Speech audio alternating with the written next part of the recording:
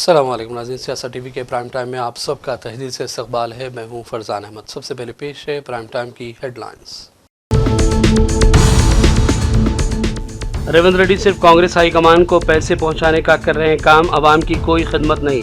साबिक़ा रियासती वज़ीर KTR ने लगाया संगीन इल्ज़ाम।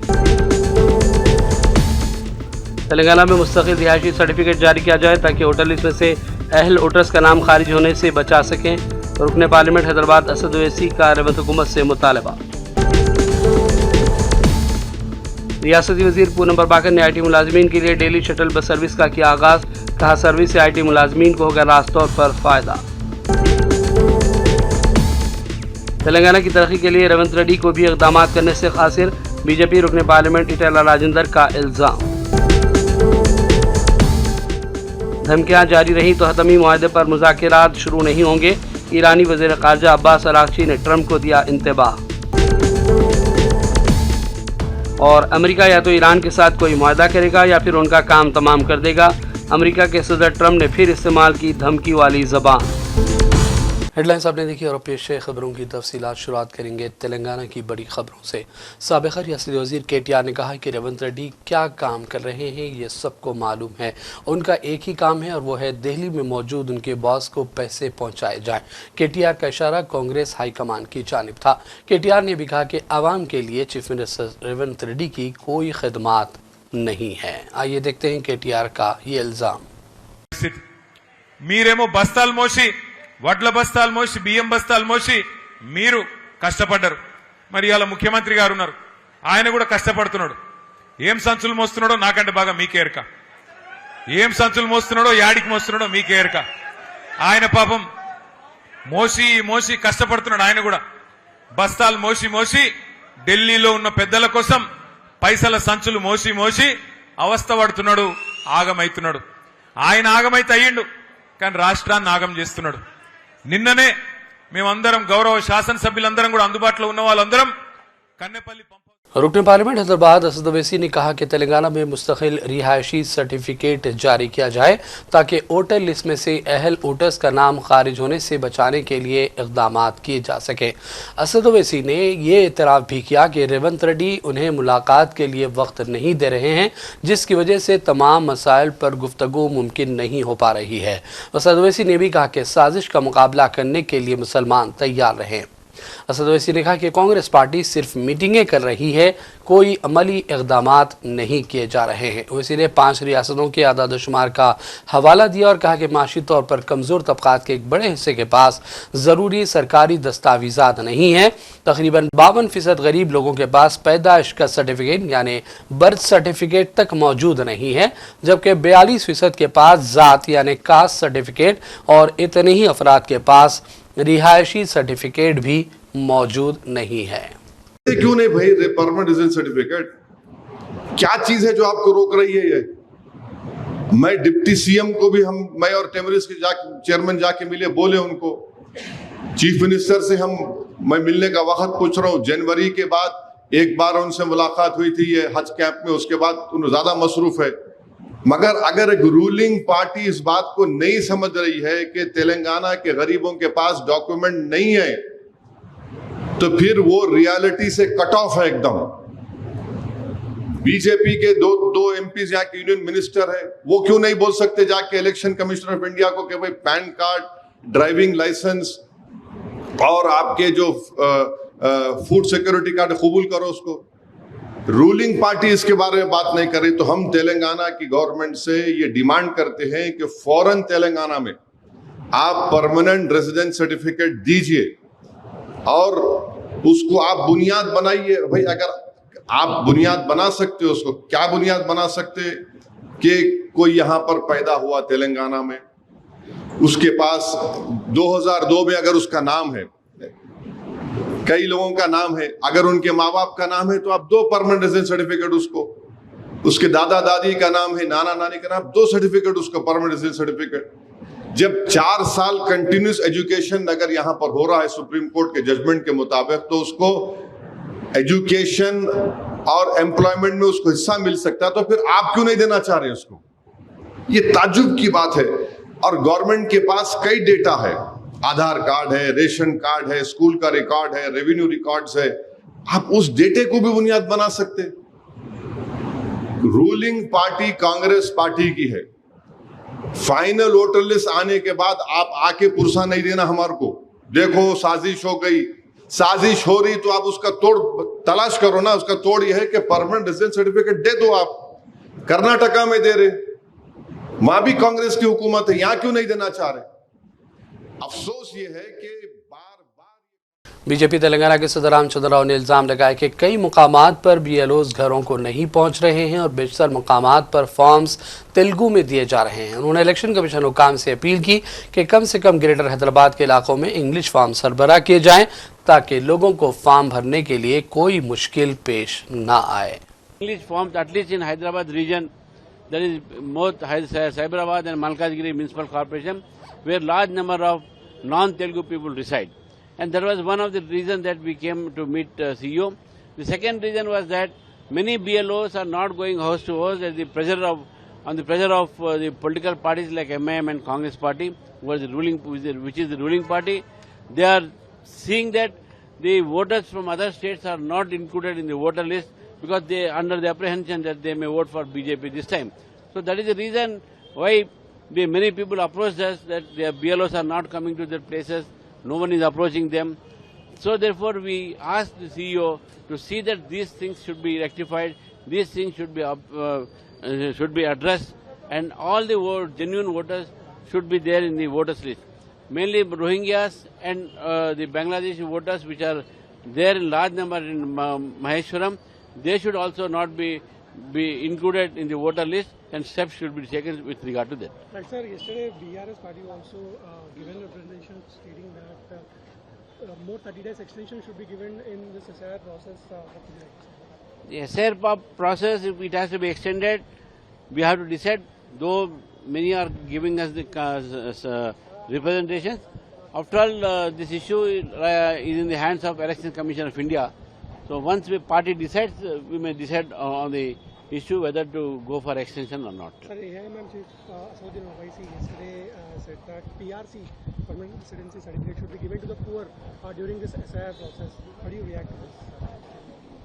See, Mr. Owaisi is trying to divide the society. He is trying to make all raising such demands which are not actually feasible. Definitely poor people. Telangana के वजीर पूनम प्रभाकर ने आईटी मुलाजिमीन के लिए डेली शटल बस सर्विस का आगाज किया। इस मौके पर पूनम प्रभाकर ने सफ़र को बेहतर बनाने के लिए जारी कन्वेंशन में आईटी मुलाजिमीन के लिए डेली शटल सर्विस का आगाज करते हुए कहा कि इस इक़दाम से आईटी अमले को राहत मिलेगी। तेलंगाना प्रदेश कांग्रेस कमेटी के chairman Madhuyashki Goud, additional transport commissioner Ramesh और डेली शटल के नुमाइंदों ने भी इस प्रोग्राम में शिरकत की। बीजेपी के रुकन पार्लियामान ईटला राजेंद्र ने कहा कि तेलंगाना की तरक्की के लिए रेवंत रेड्डी कोई इकदाम नहीं कर रहे हैं। शाहराहों की तरक्की या दीगर ज़रूरी इकदाम मरकज़ की हुकूमत की वजह से मुमकिन हो सके। उन्होंने भी कहा कि शहर हैदराबाद की तरक्की के लिए बीजेपी तमाम तर ज़रूरी काम करने के लिए तैयार है। रेवंत रेड्डी जी तेलंगाना को आगे बढ़ाने के लिए कोशिश नहीं करता हो, केवल पॉलिटिक्स करता हो। तेलंगाना का मंत्री, तेलंगाना का भारतीय जनता पार्टी एमपीज, हम जरूर ये मेट्रो फेज 1, मेट्रो फेज 2 ये चाहते, हम भी लेटर सबमिट किए थे। जरूर हैदराबाद के अंदर ये करेगा केंद्र सरकार। आप ये बात मानना चाहिए, आज हैदराबाद के अंदर जितने जो फ्लाईओवर्स ट्रैफिक समस्या ईज आउट करने के लिए जो कंस्ट्रक्शन किया, एलबी नगर के पास, जो आरामगढ़ के पास, जो अंबेरपेट के पास जो कंस्ट्रक्शन हो रहा, अभी कुंपल्ली के पास जो कंस्ट्रक्शन हो रहा, उपल के पास, ये पूरा केंद्र सरकार ने दिया। ये इधर बीआरएस गवर्नमेंट है, इधर कांग्रेस गवर्नमेंट है बोल के ऐसा छोटा मन से थिंक करने का बीजेपी नहीं है। ये राज्यों का विकास में ही देश विकास होगा। ये ब्रॉड पर्सपेक्टिव व्यू जो अमल करने का नेता है नरेंद्र मोदी जी। इसीलिए हैदराबाद शहर बोल तो ये कांग्रेस पार्टी का नहीं होता, ये हैदराबाद शहर दक्षिण भारत में सबसे ज्यादा स्पीड में जो बढ़ रहा है, इसको सपोर्ट करने के लिए भारतीय जनता पार्टी केंद्र सरकार पूरी तरह तैयार है। कालेश्वरम प्रोजेक्ट बोलते तो केवल एक कन्यापल्ली पंप हाउस नहीं है, कालेश्वरम डैम नहीं है, वो कालेश्वरम में, सुंदिल्ला है, अन्नारम है एंड श्रीपादा प्रोजेक्ट भी है। इसके आगे भी मेदक जिला में, करीमनगर जिला में बहुत डैम्स आया है।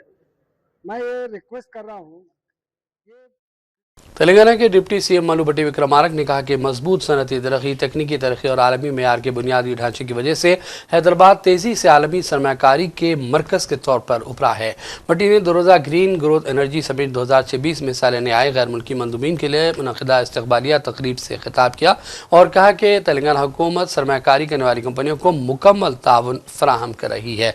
उन्होंने भी कहा कि हैदराबाद में बगैर रुकावट बिजली की फराहमी, पानी के वाफर वसाइल और दीगर ज़रूरी बुनियादी ढांचे के साथ तिजारत के लिए माहौल को साजगार बनाया गया है। उन्होंने तेलंगाना को अपनेपन और मेहमान नवाजी के लिए मशहूर जगह करार दिया और कहा कि मेहमानों का एहतराम के साथ इस्तकबाल करना तेलंगाना की तहजीब और सकाफत का एक अहम हिस्सा है। And as a representative of the people, I ask one more question. Will this technology increase inequality or reduce it?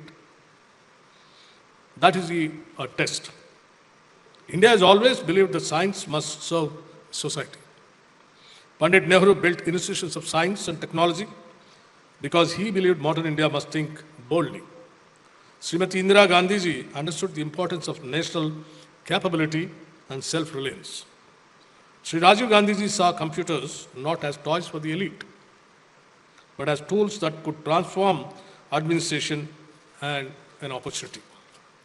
That is the tradition Telangana carries towards today under the leadership of our Honorable Chief Minister Sri Revanth Reddy Garu and the entire Congress cabinet. Investment with inclusion, growth with responsibility, technology with public purpose.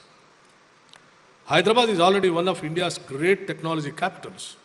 Telangana has strong connectivity, a deep talent pool, reliable power systems, and a government that believes in partnership. Congress MLA Y Srinivas Reddy ने Medigadda barrage और दीगर आपाशी project के हवाले से साबिका केसीआर दरहुकूमत के कामों पर तनकीद देंगी। उन्होंने कहा कि लाखों लोगों की जान को खतरात है, जो भी तामीरी काम है उसको अंजाम मुकम्मल तौर पर नहीं किया गया, जिसकी वजह से मुख्तलिफ मसाइल पेश आने के अंदेशे हैं। And the calamity which is going to happen if something happens to the barrage is unimaginable. Political leaders should be responsible. They behave in a responsible way. For everything they need not do politics. This is a very sensitive issue. It's a fact that there is problem with the Medigada barrage. It has sunk 3-4 meters. And NDSA report has categorically said it is unsafe to fill waters. Not only Medigada, Annaram, Sundilla. All those barrages have safety issues. When safety issue is there, if you store water, if something happens, who is responsible? He wants to divert the politics. He wants to showcase that he is for the farmers of Telangana, which he is not. Government is very specific and very clear on this issue. Unless the center says, the technical authority says, you can fill the barrage, then we are going to fill it. And the repairs also, it has to be done in a technical way. It is not that a building is repaired. Lakhs of people's life is at stake. So we want to go very cautiously. We want to have reputed institutions to visit the dam site. They have done all the drilling, all the tests they are doing. When they give the final report and the way to restore the barrage, we are going to follow whatever the NDS, Dam Safety Authority says, we are going to follow. How much pressure may KTR bring on us? We are not going to flinch. We know how to protect the Telangana people, Telangana farmers. टोली चौकी चौरास्ता हैदराबाद के आसपास जगह जगह drainage का पानी बह रहा है, जिससे लोगों को आमदोरफ्त में शदीद तरीन मुश्किलात पेश आ रही हैं। बल्दी अमला शिकायत के बावजूद कोई भी इक़दामात नहीं कर रहा है, जिससे बीमारियां फैलने के भी अंदेशे बढ़ गए हैं। हमारे नुमाइंदे शेख निज़ामुद्दीन लेख ने टोली चौकी इलाके का दौरा किया और मुकामी लोगों से बातचीत भी की। भाई ये टोली चौकी चौरास्ते के ऊपर गवर्नमेंट स्कूल के सामने का एरिया है, ये ब्रिज के पास का। यहाँ पे कम से कम 10 दिन से ये ओवरफ्लो है, पानी भरा है। आने जाने वालों को बहुत तकलीफ हो रही है इसके बारे में, और कोई दोस्तों इसको पुरसाने हाल नहीं है। यहाँ के कोई लोकल लीडर भी बोले थे, मगर वो लोग कंप्लेन कर रहे, लेकिन कोई आके साफ नहीं करे अभी तक के। यहाँ कोई अंदर पूरी मट्टी भरी हुई है, ऊपर से पानी लेके चले गए वो लोग। उसके बाद ये आलम है, रोज़ ये आलम है उसका, बहुत तकलीफ हो रही है औरतों को आने जाने को, को आने जाने को। गाड़ियों का पानी उछल के लोगों के ऊपर बहुत खराबी हो जा रही है यहाँ पे। अब से नहीं, हमेशा इसी हालत होते रहता है, कोई पुरसा नहीं है। और हमारी नाज़रीन करेंगे चंद अहम कौमी और बैनुल अक़वामी खबरों की जानिब। कांग्रेस तर्जुमान पवन खेड़ा ने इल्ज़ाम लगाया कि राम मंदिर ट्रस्ट मामले की शफाफ जांच ज़रूरी है। उन्होंने कहा कि नजराना चोरी समेत दीगर मामलात ने बीजेपी और मोदी हुकूमत के दावों की गलई को खोल कर रख दिया है। आइए देखते हैं उनका ये बयान। कौन सी पॉलिटिकल पार्टी का कोषाध्यक्ष ऐसा होता है कि उसके साइन ही नहीं लिए हो जाते किसी भी चीज पर? ऐसा कभी सुना है आपने? तो ये ट्रस्ट क्या है?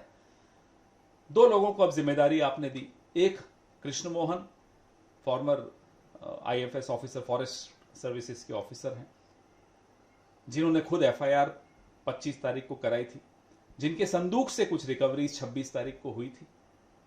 नंबर 2, कोई एक नैल्को के पुराने सीएमडी हैं, बागरा करके।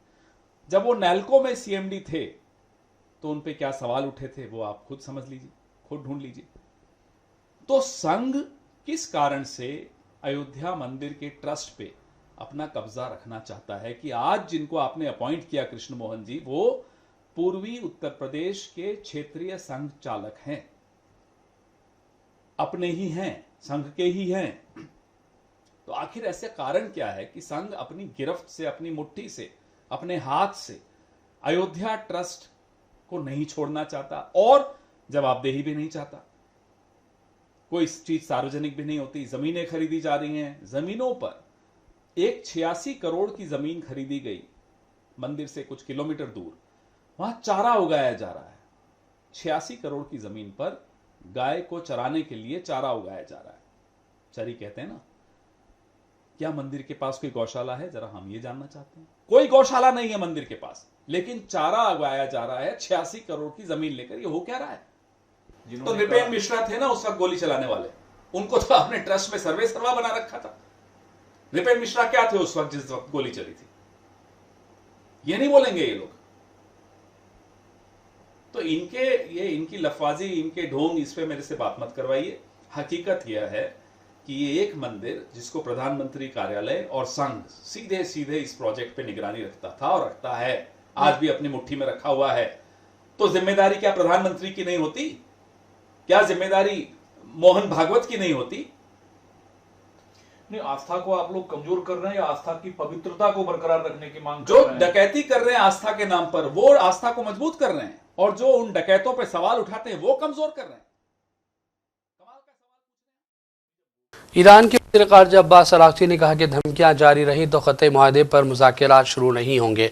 सोशल मीडिया पर जारी बयान में उन्होंने कहा कि लाखों ईरानियों ने आयतुल्लाह सईद अली ख़ामेनी को खिराज पेश करने के लिए जनाजे में पूरे इत्तेहाद का मुजाहरा किया। न ही ईरानी अवाम और न ही हमारी बहादुर मुसल्लह अफ़वाज किसी धमकी से मुतासर होंगी। अब्बास अराग़ची ने कहा कि मुफ़ाहमती याददाश्त की शिक़ नंबर 13 में वाज़ेह है कि धमकियों के तसलसल में हतमी मुआहदे पर बातचीत शुरू नहीं होगी। उन्होंने कहा कि अपने दस्तखत का एहतराम करें। ईरान की सुप्रीम नेशनल सिक्योरिटी काउंसिल के सेक्रेटरी मोहम्मद बाकर ज़ुल्क़दर ने भी अमरीकी सदर ट्रंप के हालिया बयानात पर सख्त रद्दअमल दिया और खबरदार किया कि ईरानी अवाम के साथ पूरे एहतराम के साथ बातचीत की जाए। अमेरिका के सदर ट्रंप ने यह भी कहा है कि अमेरिका या तो ईरान के साथ कोई मुआहदा करेगा या फिर उनका काम तमाम कर देगा, और इस तरह उन्होंने फौजी कार्रवाइयों की अपनी धमकियों को फिर एक मरतबा दोहराया है।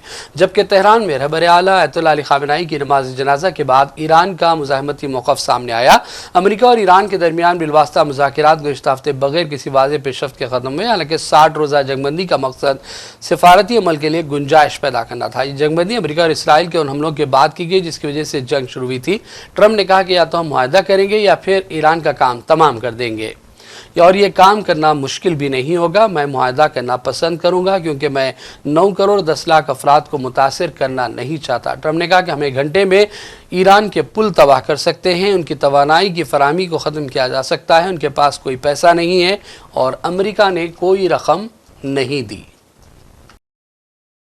ऑस्ट्रेलिया में हिंदुस्तानी हाई कमिश्नर नागेश सिंह ने मीडिया से बातचीत की। उन्होंने कहा कि मोदी के दौरे ऑस्ट्रेलिया से दोनों ममालिक के दरमियान मजीद इस्तेहकाम और तिजारत के साथ साथ दीगर शोबों में तरक्की होगी। उन्होंने कहा कि मोदी के दौरे से हिंद ऑस्ट्रेलिया के बीच ताल्लुकात के एक नए बाब का आगाज मुतवक्को है। But it will cover the entire gamut of our relationship, from defense and security to trade and investment to people connect on clean technologies, new and other critical technologies which are coming out, people to people connect, education.